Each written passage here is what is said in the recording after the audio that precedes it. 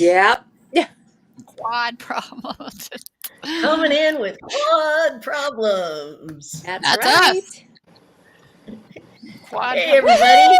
Woo! Hi, Backslide. Leah. Oh, it's a happy picture. It's Ellen's cat and the rest of us coming on in. Let's see. I'm Julienne, T12, paraplegic from transverse myelitis almost 30 years ago. Happy to see you, Michelle. Hi, I'm Michele Altamirano. I am 36 years post-injury, C6-7 level. And hi, thanks for joining us. Hi, I'm Ellen. Ellen Stohl. I am 42 years post-injury, and I am a C578T1 incomplete quadriplegic. And I was just talking about the quad problem of mild dysreflexia that just makes you sweat, which I freaking hate because I don't normally sweat, and I don't know how y'all people handle that sticky, stinky feeling. So how do you know if it's menopause or dysreflexia? Or No, just it's 100 goddamn degrees not 100. outside? No, I know You dysreflexia. don't. It's It's really, yeah. Don't you think it comes with the anxiety too? And I mean, dysreflexia, you get that little high level of anxiety. Now, I know dysreflexia. I don't sweat. I can be at 110 degrees unless it causes dysreflexia. I'm not sweating. But, you know, it could be not. Yeah. It could be a wrinkle in my pants. It could be, exactly. my foot's tired of sitting. It could be who frickin' knows? Do I have an ingrown toenail or did I chop off my big toe? It could be anything you want. It's true. All right. It could be. I have to pee and I don't realize it. I don't know. Or whatever. Who knows? I mean, the thing is, kind of the usual things that may cause dysreflexia for you.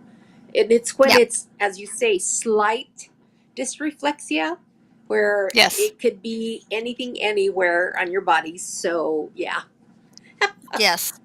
Yeah, because I know dysreflexia when it's bad. When you have bad dysreflexia and you get the goosebumps and your heart rate shoots up and your head hurts, that is like the deadly kind. But there is also the low level that as a quad, you just sort of go, just keep moving. Eventually I'll figure out what it is. It's not escalating.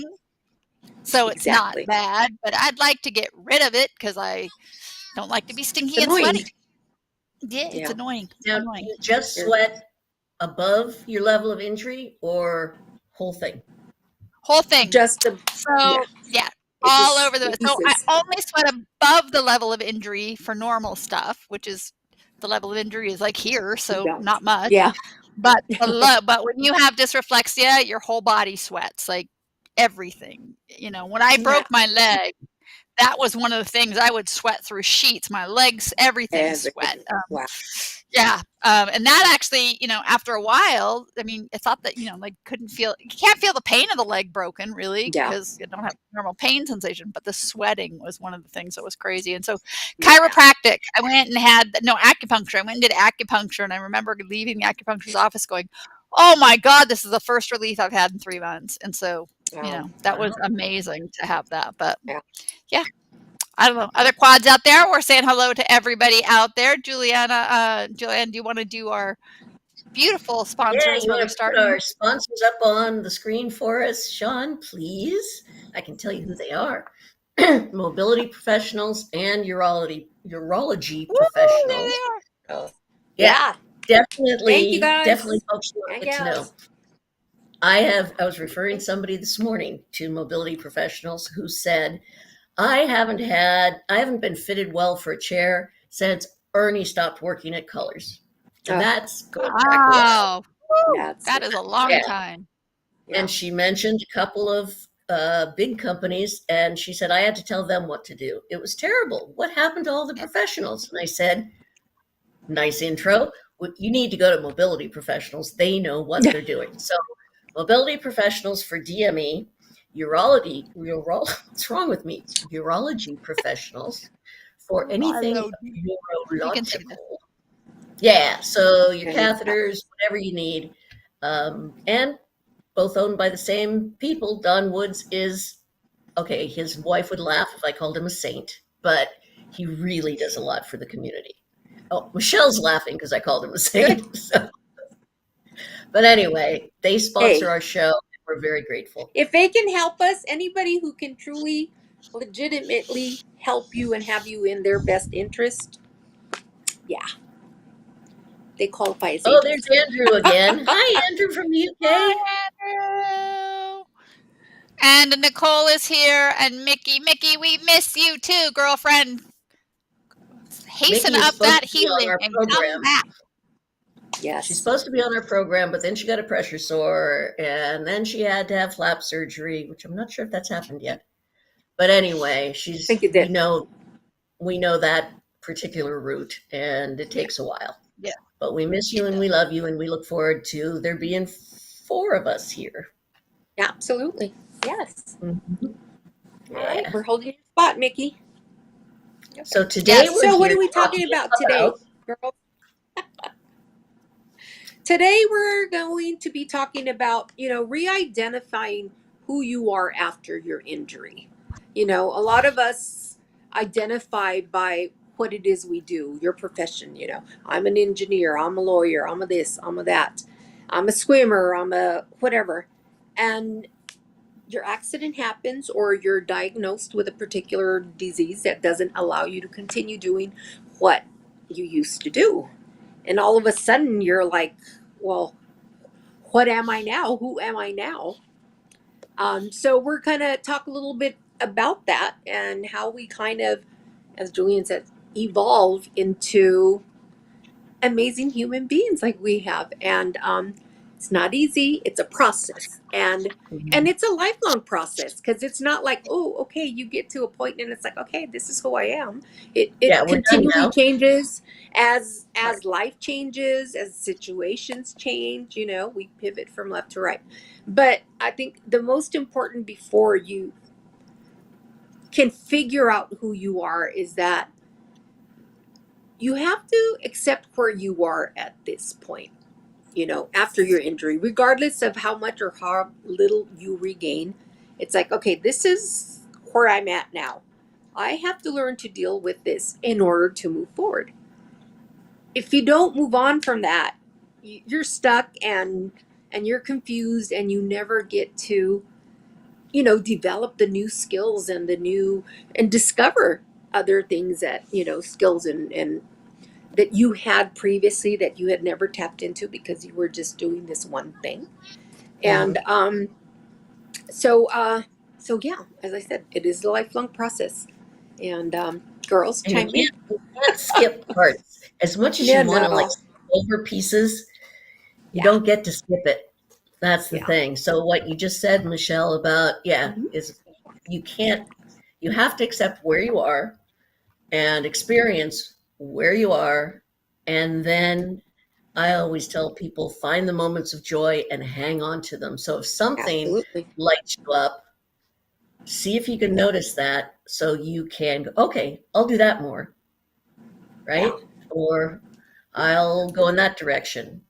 Because even, let's say you were an accountant and you got in a wheelchair and, I'm going to go be an accountant again.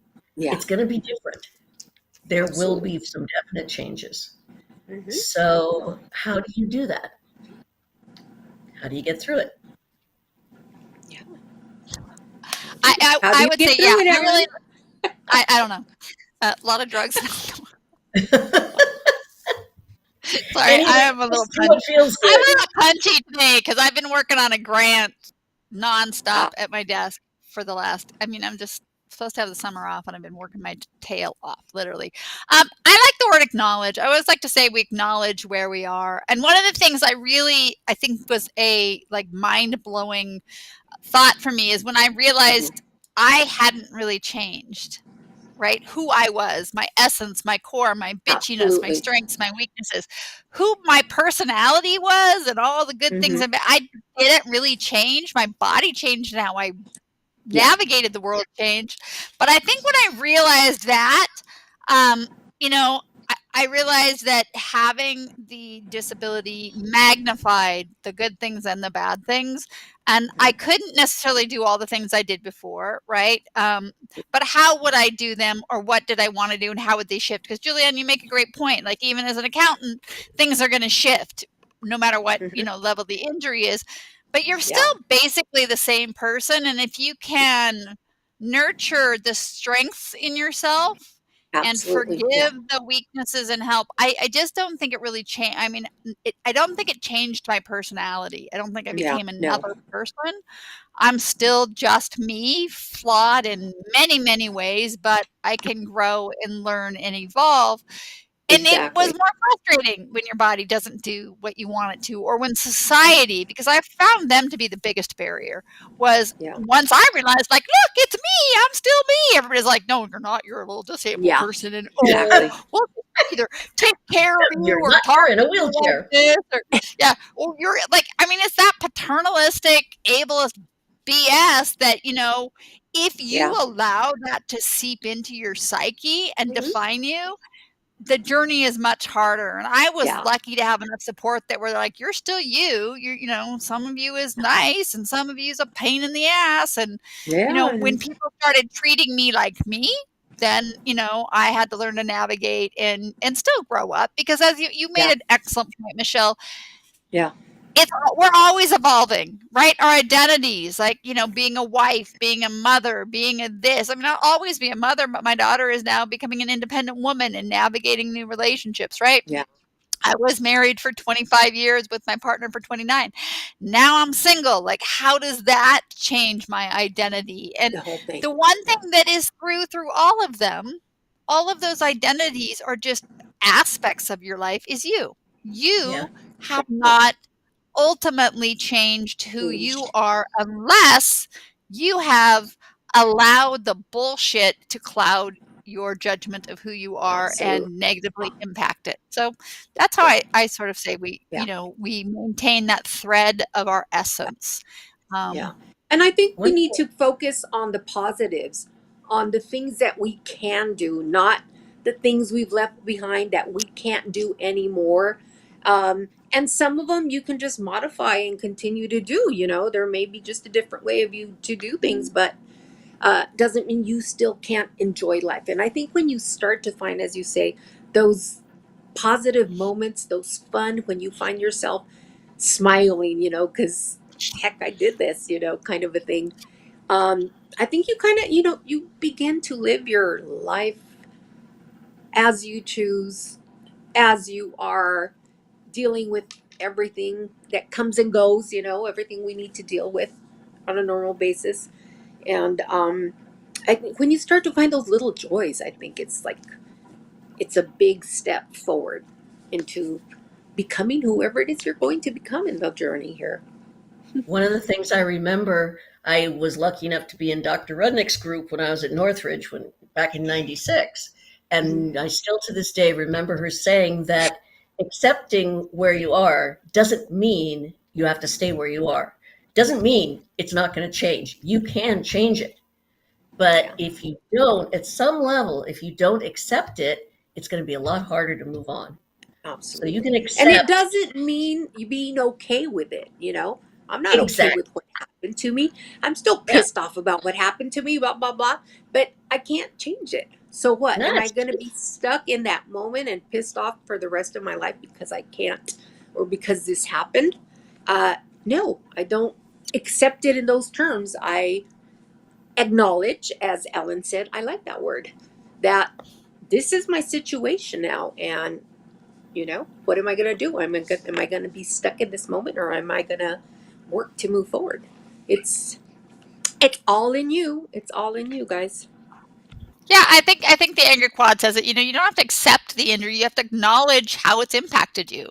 You have to acknowledge what you have still to work with, what you want to do. And I like that. I mean, do you, Michele, are you still pissed off at any level of that it happened to you? Not so much. I think for me it was more hurt that I felt, a loss, great grief. And I absolutely can still feel that in moments.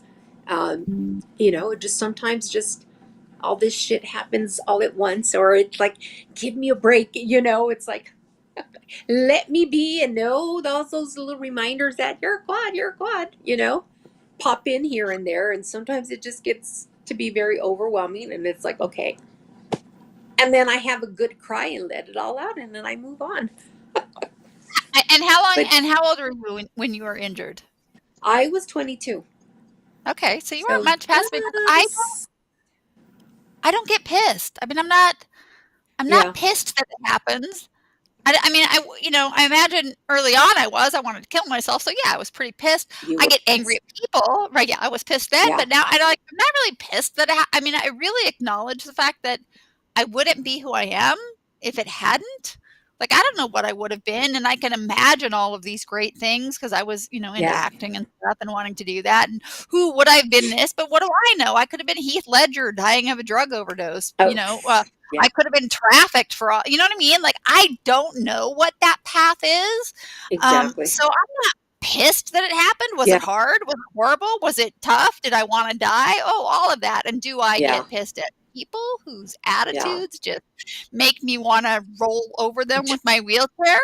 Absolutely. I think I'm more pissed that society refuses to evolve and be more accommodating than I am that it happened to me, right? Exactly. I'm more pissed at the attitudes and the lack of awareness and the systemic ableism that just is just never freaking ends. People that park in disabled spots that, I'm just here for a minute.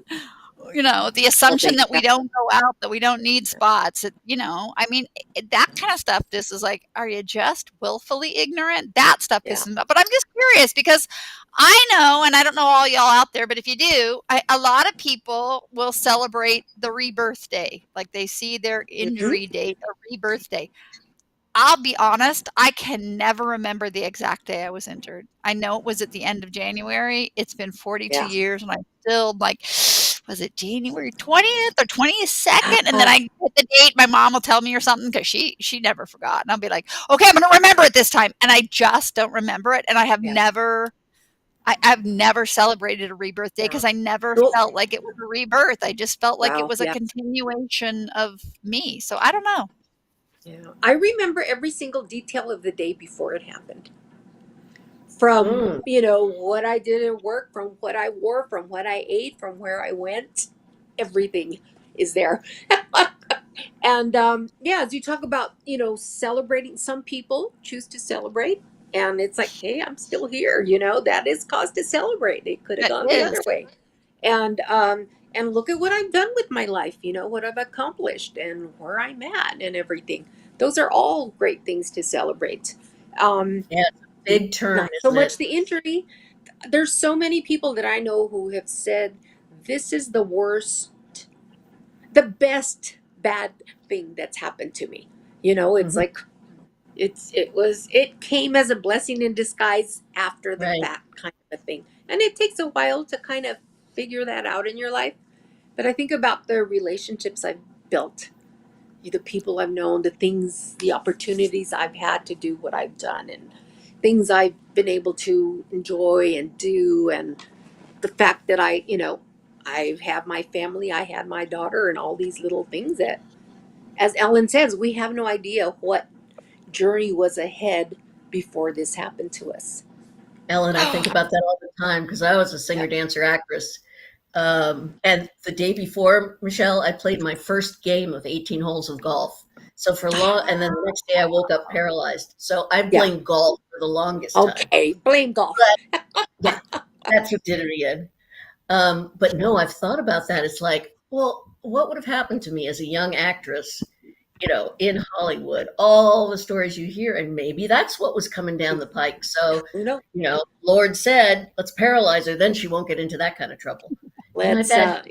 Amazing life. I mean, and a lot of the jobs I've gotten are because I'm in a wheelchair, not just, if she happens to be in a wheelchair. It was specifically, let's hire a person in a chair.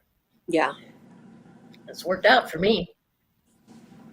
Yeah, I mean, I don't think everybody has, I don't think, there might be some people who have a smooth path to, beginning to end, and there's nothing that throws in there.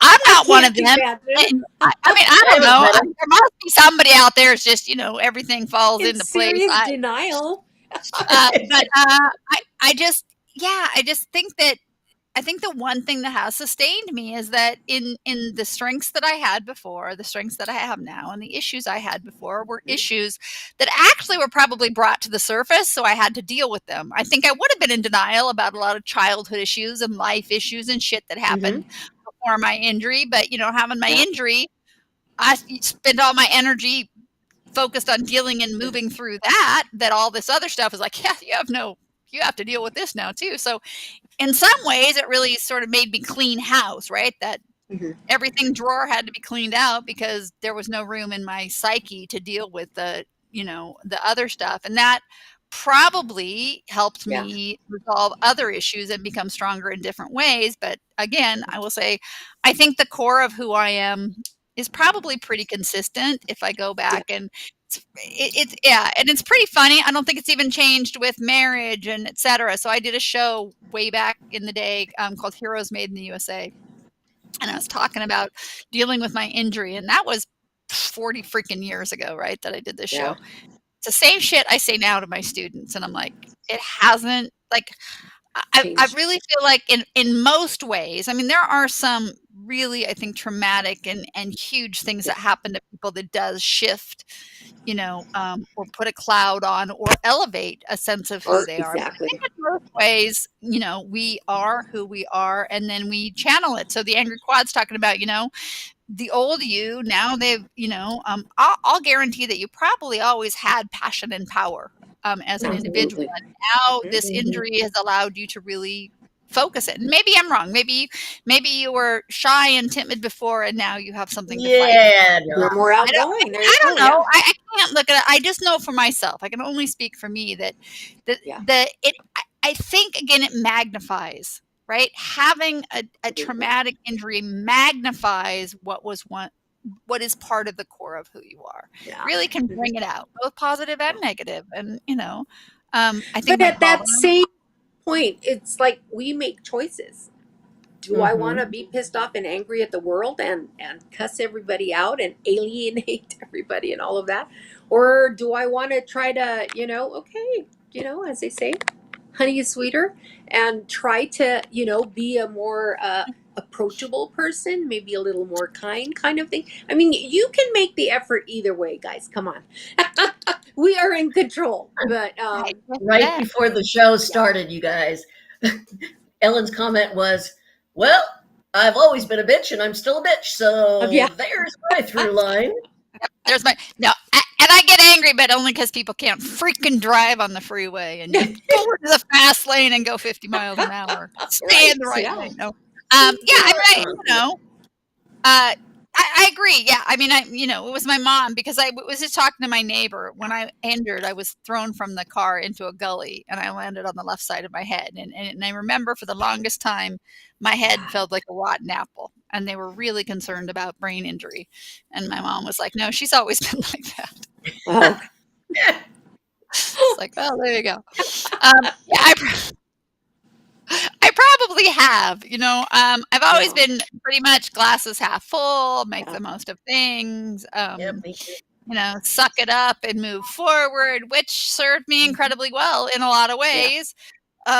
And has, made me, as my daughter would say, an expert in things I never even knew I could be. Imagine right? So I want to figure something out, I'll figure it out, because, I want to teach that there is a path, right? You can... Maybe you need more supports now. Maybe I need 3 people to help me to do what it is I need to do now. Right? It can still get done as long as I'm the one dictating. So, I have to call in for help more. Like, I need people to help clean my house so that I don't have to spend hours doing it. Yeah. Is asking for help hard for you? Oh, no. No, I'm actually... when I'm pissed, it is, but that's only because, like, if I've asked for it and they're not helping and they continue to do them. This is being a parent, right? Like I have said, don't leave the freaking Amazon packages in front of the door so I can't get out 1,000 times, and then they do it. Then I won't ask for help, and I'll just slam stuff and be very passive aggressive. And we all know that that's. But I'll usually, I have no problem asking strangers for help. Hey, grab that for me. Hey, can you do this? But it's taken a long time, and I absolutely know I need my in-home support services. I need help cleaning my house. What about before your injury? asking for help. I would never ask for help. Yeah. I was, I would, before my injury, I was like, I will do it all. And I still, again, though, that what was stubborn little monkey is still part of me, because when I get pissed, I will literally, I don't know, figure out Your how to move determined self. myself. I will show you that I nicer, don't. Michelle. Yeah. That was much nicer. No, but I can be a stubborn. Yeah. I mean, as my daughter will be like, oh, I'm like, I did ask. I asked 3 freaking times and nobody did. So now I'll just do it myself. Yeah. So that happens. Is the glass, it's a half glass, knock it down. Yeah. Yeah. Okay. And And you're just a to kind of, that's good. Go back in our journeys and how we got to where we are now, I'd have to say that I didn't do this alone. It took a lot of people, a lot of support, a lot of love,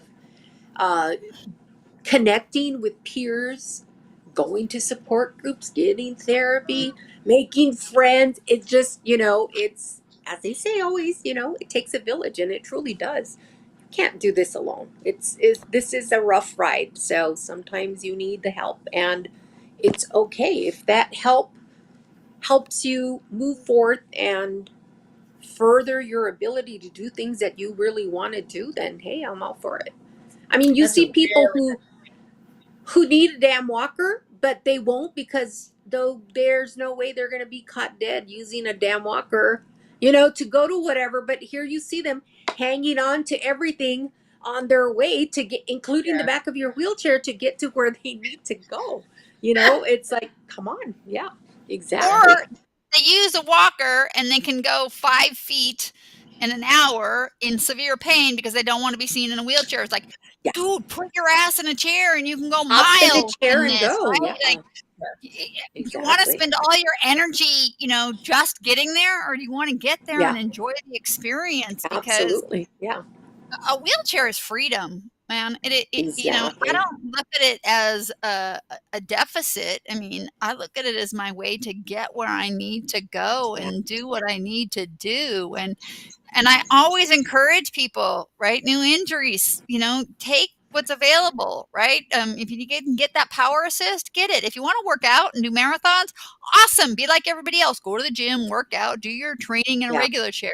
But your everyday life should be as smooth and less taxing and less painful as possible, so that you can actually live it instead of just trying to get through it. And I think that took me a while to realize, right? That took me a long time to realize, man, all of the adaptations and support I can get that help me do what I want to do, I'll take it, man. I will take it and be grateful. Any day. And there are people out there that are really, really glad to be able to, give you a hand. Yeah, absolutely. Well, remember Anthony and his Hummer, pulling himself up into his Hummer for so many years. Now that he's 30 years post, he wish I hadn't been doing that. Full-size Ford van, Yeah, that took it out of my shoulders. And and my new assistant saw my power assist. I said, you really should get this. She goes, no, I've got biceps and triceps. They're doing all the work. And now you see him zooming through with his power assist thing, and it's like, okay, I felt like saying, rotate your cuff. 10 years ago. Now you don't. Well, and I think that is one of the things, ladies. I mean, as we've gotten older, we have the benefit of experience to know that ultra independent, I can do it all by myself in a manual wheelchair, no problem approach. You pay the price later, and now you need more help. So if you can adjust and assist and maintain your strength, do it. I know for a long time I resisted support. No, I'm going to do this and I'm going to do that. And, and now you pay the price with, now you can't do it without extra hope. So it's balance. Everything is balance, but you have to check why do you have to, Yeah. like, are you using the same mentality as that person in a walker that won't get in the chair, that I'm going to stay in my manual chair and not use a power assist? Is there some hierarchy that you have been indoctrinated with? And I'll guarantee that there is in the media, that there are levels, and you're not going to be that person because that person really is disabled, right? It's like, and you have to realize that need for yourself. It's like, you could have told me 10 years ago, get this power assist or whatever, and I'm like, no, I'm good, kind of a thing. And now you're finding yourself, shit, I should have done that 10 years ago, and I think it's all here. It's just all here, at the beginning. I think we have to, we can let people decide for themselves, but we can also share our wisdom of having done this over 100 years collectively, right? Like, between the three of us, we've been doing this shit 100 years. And we've learned a thing or two. 100 years. I recently met someone who came back kind of to the community, in a sense, who realized, you know what, I've been doing things the hard way for the longest time because I've chosen, because I wanted to be independent and I wanted to do it all for myself and blah, blah, blah. So and now realizing, damn, I should have connected with people and learned from peers and, made friends and all of that who could give me pointers and help me get through this. And it's like, hey, no more, that's it, And it's crazy. Some of us tend to do that rather than ask, hey, Julienne, how do you do this? Blah, blah, or whatever it is. And just, do it the hard way and figure out yourself. Yeah. Yeah. If it took, so it took 30 years and I've got these injuries. So if I keep doing things the hard way, where am I going to be in 10 years? What won't I be able to do? Because what will I have damaged by then? I've already replaced 2 hips. They want me to replace a shoulder. I won't do it. So it's like, you gotta ask for help and maybe modify, but don't tell me I can't do something. Exactly. That's where I get stuck. Don't try it. I will find a way. But I'm getting better at asking people to help me while I'm finding a way. I think you have to remember that it's not that I can do it. I can do it, but it's going to hurt like hell or whatever it is. But yes, I can do it. But okay, I'll take some help now, I did laundry for 20 years. Now it's like, hey, you know what? You can do laundry for me or whatever it is, It's But you have to come to terms with those needs yourself, whatever it is that you need. And it's tough sometimes. I think it's the cost, the cost benefit. Right. Like, what is the cost and the benefit? Yeah, I can do it. I can vacuum the house. It's going to take me 4 hours and frustration because the damn cord gets caught, or even with the cordless, I hit my knee and the damn battery falls out. And I can spend 3 hours doing that, or somebody else can do it in 15 minutes. And I can spend my time even just watching a show with my kid or taking my dog for a walk. What is important in my life, and where do I have resources that can take off those burdens? I mean, and that cost benefit for everybody. Maybe doing it yourself makes you feel amazing and you feel accomplished getting it done. Then awesome, that works for you. Not for me anymore. I don't need to clean my house by myself. I don't need to not have the things. And the other thing is the way I want it, because that's taken me a long time, right? When you get help and they do it for you and you're like, okay, well, they did it not necessarily the way I want it, right? So my daughter was giving me crap because the tablecloth on the table was not even. And I'm like, it has to be even. I freaking cannot stand. Maybe it's my height, but I want the freaking tablecloth pretty even on all 4 sides. And just, what's a big deal? I'm like, you know what? It is to me, and that's how I want it. So either you can help me do it the way that I want it, or I find somebody that will. You may think it's stupid, but it's the way that I like it. And I know with my ex, I was raised, you make your bed, and the bed, it has to be freaking even. You do not have 8 inches on one side and 4 inches on another. It's 6 inches on each side. Give or take a few, quarter inches or something. But he was always like, no, it's not that big a deal. And we would fight about it. And finally I just gave in. And I feel like, no, why am I having to adjust the way that I want it because I can't do it myself? Do it yourself. People really want to help. then they want you to help achieve the goal that you want. And if they don't want to do it to that extent, then I can find somebody else, or you help me for this much of it, I'll get somebody else to help me with that. But that took a long time because I think that asking for help, I felt like I might be being a burden. And so I would just take what they gave instead of what I needed to myself feel. And that took a long time. And I think that's true whether you have a disability or not, that we all start to compromise pieces of ourselves, and eventually, they add up. And as you shift in life, that is one of the things that can happen. And so that's I the would thing, say for anybody. Yeah, you get to communicate what it is that you need and how you need things to be done by someone who's helping you. It's like you don't go to the restaurant and give them a plate of whatever they want. No, you tell them, I want this salad and I want it this way and I want it that way, and thank you, kind of a thing. And back to the bed sheet kind of a thing. All right, I had an issue with towels, but that's in the past. I mean, you kind of pick your battles, right? Okay, yes. I don't see the stack every day, so that's fine. They're behind the door. But if it's something that I'm looking at day in and day out, and it's there, and nobody's fixed it, and nobody's moved it, and all of that, then you get so annoyed. And even though it's like now I help. I need, I love the holidays. I love to decorate for the holidays and this and that. Well, I'm able to do less and less nowadays, so I decorate a little bit less, or I get someone to come help me, and I'm very specific as to what we're going to do, where we're going to put it, and how we're going to do it, but not in a mean, obnoxious way. It's like, what, can you just kind of tweak it this way a little bit, kind of a thing. So just how you ask, I think, goes a long way. And yeah, you shouldn't have to settle for something that's going to drive you nuts every single darn day and piss you off, and then it becomes an issue between you and your friend or your mate or whoever it is. Communicate, vocalize what you need.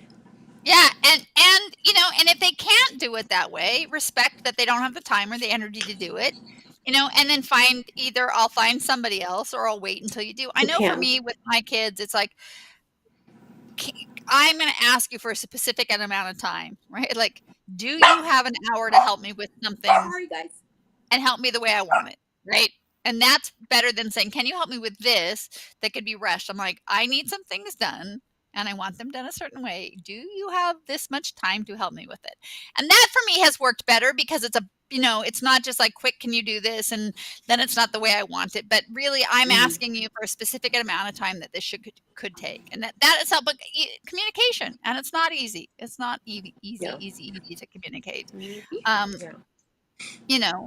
were talking about, and I don't know if Sean can put it up, but I just did a UCLA health commercial because I too, Julienne, was an actress and a model and all of that before I broke my neck. And then I was told I could be. And then I came back and I was, and then I got married, had a kid, and lived the 1950s, life, and then thought I couldn't be back to it. But I just did this little health thing, and it really talks about injury in my shoulder, which actually got it. My shoulder hurt from doing the freaking shoot. But I like I did, because they had me do this shot 18,000 times, and by the time I'm done, I think I really need that shoulder replacement now. Thank you.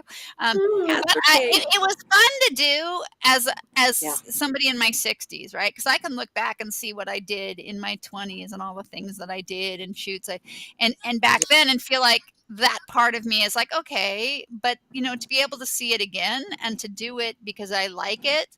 And that you can find ways to I wanted back then to be superstar, lead, whatever. And that was not going to happen for a person with disability. And then I found a different path and loved my life. But finding my way back to that has been good. But I saw the commercial for the first time. They finally sent it to me, and I was like, that's me now, it is me, because it's playing with a dog and in the park. And I was like, this is, I just enjoyed it a great deal. And reminding myself of those parts of me that want to express myself in different ways and what avenues are out there. Because again, that, kid, I wanted to be an actress since I was, I don't know, knee high to a grasshopper. And it still manifests not in the way I imagined it back then, but in various and different ways. And I think if we can be flexible in the paths we take to get to where we want to go, I think we can find our way with the supports that are out there and the resources. Absolutely. Yeah.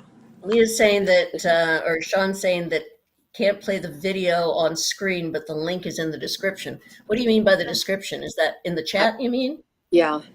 Because I don't know see how the link. Or I don't know, the link to get to the show, maybe? Or the description of the maybe the description of the show. I don't know. Okay. Could be. I don't know. It's fun. It's like 13 seconds. It's really fast, but it was fun because it was me and a huge dog that looks just like my little service dog. So it was like the dog they picked me to work with has the same exact face as my little dog. So it was very fun to work with the dog. And I mean, and that's something I never thought about, like working with animals. And so it was like, wow, I get to work with an animal. Like, where is it going to be playing? I don't have no idea. I mean, I know that a couple of people have seen it because Jeff Mitchell like Instagrammed me like, hey, I saw your thing, and I don't know where. They just sent me a link. I never know where my stuff is. Yeah. On TV, on social media. I don't know. But it's for UCLA? I don't know. Yeah, it's for UCLA. The Carnival Cruise stuff I did was on the Oscars a few years ago. And I was like, I don't know. I never see my stuff. I just do it because it's money and it's fun, and that's the key thing. I mean, and it is, again, going back to, it was always a part of who I was, and finding a way to express that, maybe not in the same way that I wanted before my accident, but finding a way to do it where I am. And I think, the artist, I've just been listening to the Rainbow Connection, the lovers, the dreamers, and me. Sorry, it came into my head the other night. But that, we will find those connections and those opportunities if we're open to them. Right. That's one of the things that I found about creativity when I had to stop the acting, singing, dancing so suddenly, and then I could still do some stage and some industrials and that kind of stuff. And I know I saw you at one audition, Ellen, for something sometime, but that wasn't what it was about for me. And I've discovered that creativity is just an energy flow. And after about a year, I went back to painting. Now, I hadn't done any painting since I was 16. And then that came along, and that used up the creativity flow. For me, cooking and gardening also uses that same energy. Don't know what it is for anybody else.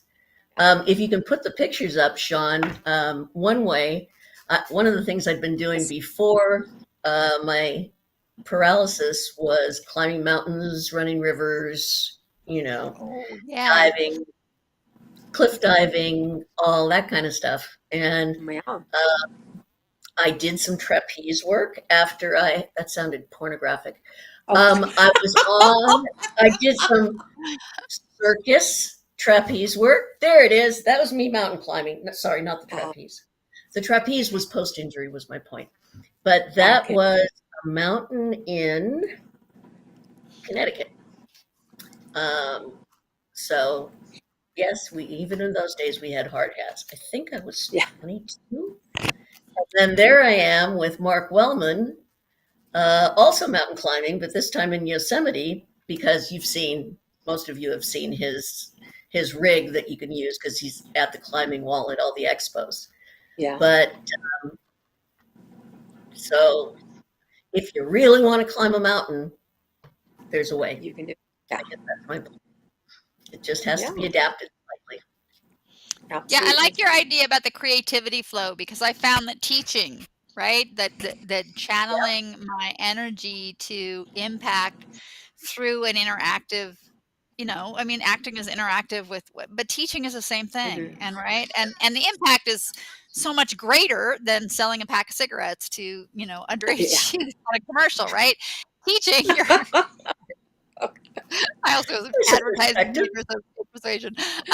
But teaching, you're actually, you are selling knowledge in many ways and getting the students to engage with it, and it can change their lives and transform the directions that they're going and unlock passion. So, I mean, that creativity flow has been an amazing way for me to, again, contain my essence, but find a new way to express it. Yeah.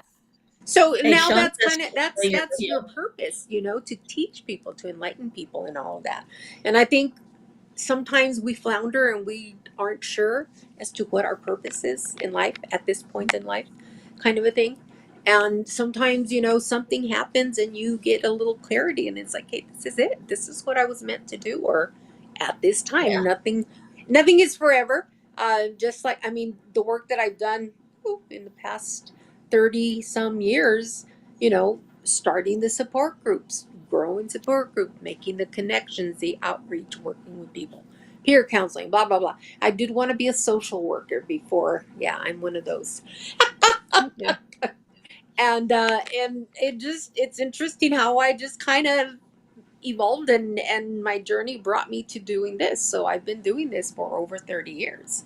And just, yeah, it's like, when it feels right when you find the one thing that clearly brings you joy, fulfills your sense of purpose, and you shine in that, I think. Yep.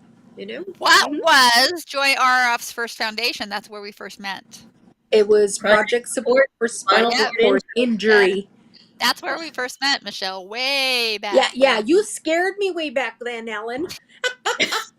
I was a few, but not even a year post injury, and I met this cute little independent gal that rolled in there, and she was la la, and I'm there pretty much shaking, with an anxiety attack, trying to keep it together, and but then at the same time, it's like, wow, and I guess you're 4 years. Oh whoa. I was 83. 4 years post injury at that time, and I was just not even a year. I was 83. Yeah, I worked back in January of 83. Don't know what day, but January of 83. So 42, almost 43 years, and I can remember my life before. I do remember the day of the accident. But I can't. It just, people are like, oh my God, and I'm like, it's just my life. Like, this is just, I've been doing this so long, and there's no. I'm more frustrated with attitudes and physical barriers. Like, what the fuck are you building this house with stairs? Why are we building new houses with stairs? I don't get it. Like, there's one lip. Why do you have to have that freaking lip there? The pathway is 12 feet long. You could have made it a ramp. What the hell? Like, you are like, how is this even possible that we are literally building barriers? Exactly. Yeah, exactly. That to me is the frustration I get so upset about, is like, stop building barriers. It's so easy to think about universal design. And if we start from the beginning that everybody's body, until we're all robots or cyber mixes, transhumanists, is gonna fail, whether temporarily or permanently. So let's build a society that accommodates all the differences, so that when you go through these transitions, you're not having to deal with all the obstacles. And I am like, that is where I am after 42 years. My frustration is with the failure of people in a society to educate themselves and evolve people. We have evolved, right? Why can't they evolve in their design? It's just, and that's that fire that makes you such a great teacher and professor. I learn stuff from you all the time, here and there. And going back to when I met you, and I'm like, I was very quiet and shy at that point. Like I said, I would have anxiety attacks within when I would first, go into group settings. And in my mind, I'm thinking, oh, there's no way I can be like her, kind of a thing. But I didn't have to be like you. I, found my own way, and you don't have to be like anybody else or do whatever, or this super sports person that's out there doing all of that. And if you're, a more quiet kind of guy, I'm just going to arm cycle, and I'm good, and I'm happy. I don't have to go down mountains and these bikes and all of that. It just, be you and find the things that make you happy. You don't have to be doing everything everybody else is doing. But it's great to know that you have the option if you decide you want to do that. And your impact has been profound, right? Absolutely. The group that you have set up, the people that have connected, and the ripple effect is profound. And you may not see that, but you have done social work in a different way by creating communities and support. And that is incredible, right? And Julienne, your impact has been profound, doing the things and finding new ways to do shit, like climb mountains and, advocacy work.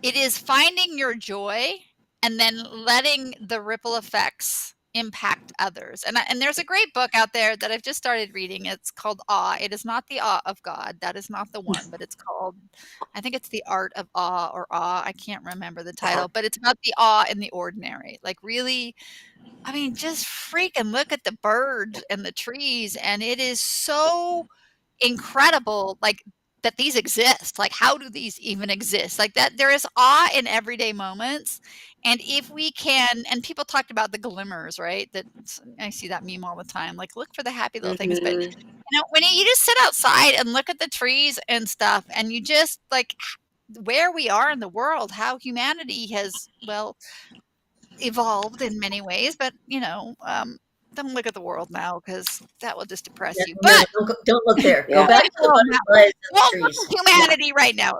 Look at pieces. Find the moments of joy, and like you said that, Michelle, the moments of joy and the pieces of awe that still exist in the midst of the chaos, right? Because they are there, the good people, the good opportunities, the moments. But, you know, appreciate, I mean, again, just going back to that appreciation of awe, I think it has helped me through the last few years of transitions and really feeling connected to my neighbors, to the people outside, to strangers, just to the world, and realizing, like, man, even with all the chaos, where we are right now, we are incredibly fortunate to, you know, be alive and not having, you know, bombs go outside our doors or worry about getting food or, you know, I mean, even with all of the issues going on. Yeah. Commenting on Black Olive's little poster where she says, I wish people knew this sooner when acclimating to a new life. Well, we didn't know this when we got started. We've learned through our journey, you know, in some ways the hard ways, because way back when there was no internet, there were no groups, there were no podcasts for us to tune in. And isn't it amazing now? I mean, this is the purpose of Live to Roll, you know? Yeah. What is it? Motivate, educate. What's the other one? I'm sorry. Inspire.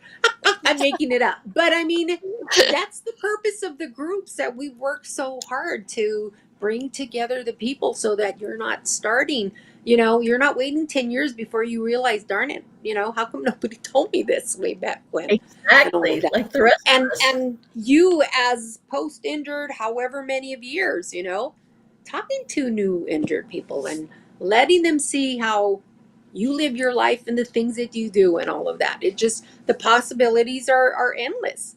And it's just, it's awesome that's out there. You can go to YouTube and look for whatever you want, or Google whatever it is, and you will find a group to help you with whatever it is that you want. You'll have people willing to share their experience and how they do things and how their experience helped them get to where they are. So I think that's the awesome thing, you know, aside of just the community. Mm-hmm. It is, and advocating demand for better representation in the media, in the workplace, et cetera, right? So, you know, we shouldn't have to deal with people's ignorance because they are not seeking out the videos that you can seek out, but we need to also educate mainstream society so we don't have to deal with their crap because they're living in a bubble of ignorance. But that comes from advocacy, right? Like, I mean, Julienne, you're out there when you were Miss Wheelchair America, doing, or, you know, California, doing your stuff. Just being out there at the expos, another place to find community and educate. Exactly. But we also don't want to just preach to the choir. We need the rest of the world to stop willfully being ignorant and seeing disability through such an ableist freaking lens that they still see us at the lower end of the hierarchy, that we are not, you know, valuable, meaningful people that deserve rights and freedoms and the resources and accessibility. Absolutely. Because that's what, you know, we find it in our communities and it's awesome, but then you go out in the real world and you have to deal with the bullshit, and, you know, I don't want to go to jail for killing somebody, so and there are ways where every one of you out there can educate somebody. If it's in a restaurant, and move the damn high chairs away from the door blocking the bathroom or whatever it is, you know. I mean, it's I got simple two as young that. guys out of a handicapped parking space yesterday. Oh God! Good job. They pulled out right in front of me. Both looked out of their cars. I pulled in, opened the ramp, went down, and looked at them. And one of the guys came over, Got Oh, in the yeah. driver's seat, back the car up, move the car. Exactly. So you might Just not do know it. it or feel like it, but every time you're out there, just being you, living your life, you're advocating for other people. You know, True. it just, And make them I feel mean, guilty about before it. God, how often did you run into somebody using a wheelchair when you were out and about before you were injured?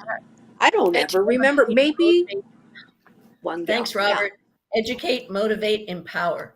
Sorry. Yes, I got it. All right. Educate, that's all motivate, right. empower. That's Absolutely. not L2TR. No Yeah. inspiration. No inspiration. Yeah. So, yeah. So get out there, do your thing. You know, people ask a question. You don't have to get into details and blah, blah, blah with the whole world, but you can just, be as simple and, well, this happened kind of a thing, and now I'm paralyzed. And they take that with them. Okay. Yeah, or And they ask them realize, is that an appropriate question? yeah, right. Right? You can always say, well, I'll tell you my story if you tell me Yeah, how this happened to you, right? Like, I mean, exactly. even educating that there are not appropriate questions, like, that's a really personal Yeah. question. Hmm. I right, do you think I'll it's tell you really that if you tell me how you appropriate? got so Right. fat. Yeah, like, I mean, it's like, I mean, even that's education, and you don't have to be a bitch, although sometimes it is really warranted and quite, freeing to just tell people what you think. But, it's just like, yeah, like sometimes you wouldn't ask people what's the Yeah. worst thing that happened to you, and you sit there and want to go Yeah. up to somebody and ask them Yeah. about something that's different. So, I mean, it's up to you.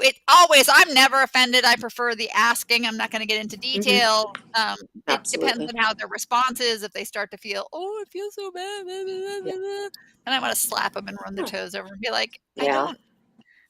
I just don't get it. Like, you Yeah. watch me living my life and suddenly you feel bad for me because, this is just who I am. Half the time, I'll be honest, I don't even think about being in the chair until I Yeah. either come up to a narrow doorway or a narrow mind and I'm Or reminded something. about inaccessibility and Exactly. that, like, I Ooh, am nicely just, said.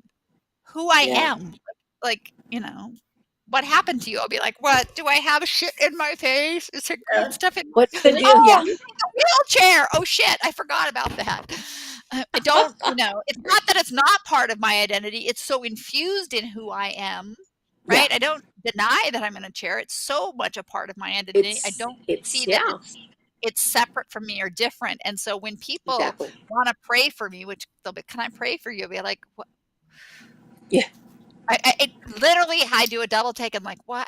Oh, because you have, okay, now Yeah. it makes sense. This is you and your Yeah. ignorance. Because Yeah. for me, this is just this is just who I am. And Who you are. I try to celebrate my flaws and my strengths every day. Absolutely.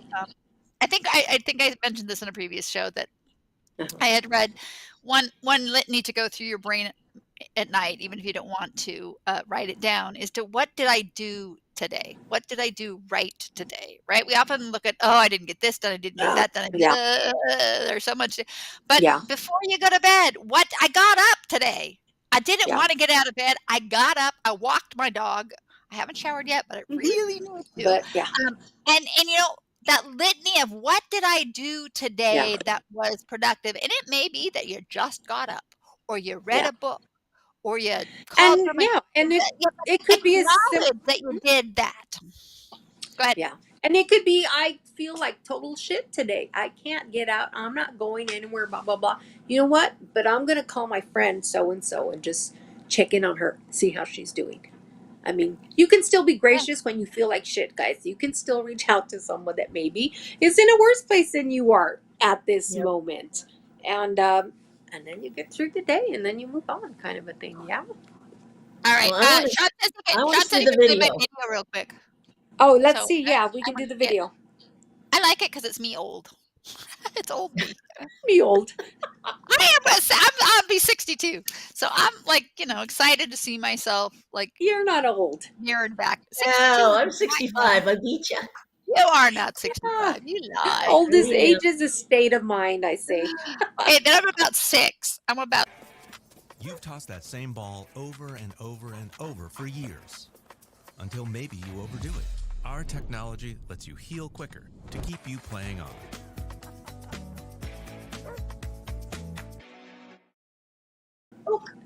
They had you do that all those times when they're saying that it's going to injure your arm if you do it all those times? And not only do it, but to do it so they could get it on camera. So to even extend it and then look natural when I'm pulling it forward. I'm like, okay, my arm really hurts. Yeah, I right. need surgery. And they're saying you help. throw it on and on and on, and they've got I you threw doing it on and hundreds on. of balls that day. I threw hundreds of balls that day. But it was fun. I mean, it was so much fun to work with the dog. And again, seeing, like, we often don't see ourselves the way others might perceive us, right? So That's right. it was good to see, like, that is me. I am throwing the ball for my dog or walking him or doing those things. So it was nice. Ladies, I love being older. I have no issue. I mean, Yeah. I am ready to move from maiden mother into the wise old crone and share my wisdom. And I have no qualms about it. And I think that going through what I've been through in life, starting back with the accent, that has led it to embrace these transitions and to appreciate them. Agreed. Yeah. Yay. That's well, on that note, let's say thank you again to mobility professionals and urology professionals, now that I can pronounce it. Call these guys up. They're very good at what they do, and they will help you with anything that you need in DME, in urology. They're the best. And thank you for your support, guys. Thank you for supporting us all this time. And guys, thank you for all your comments and for tuning in. And if you have any ideas about shows, topics that you'd like, just put it in the comments. Let us know. Age is a state of mind. Will someone tell my body that? Thank you all. Month, right. Bye, guys. Take care. Take See care. you next month.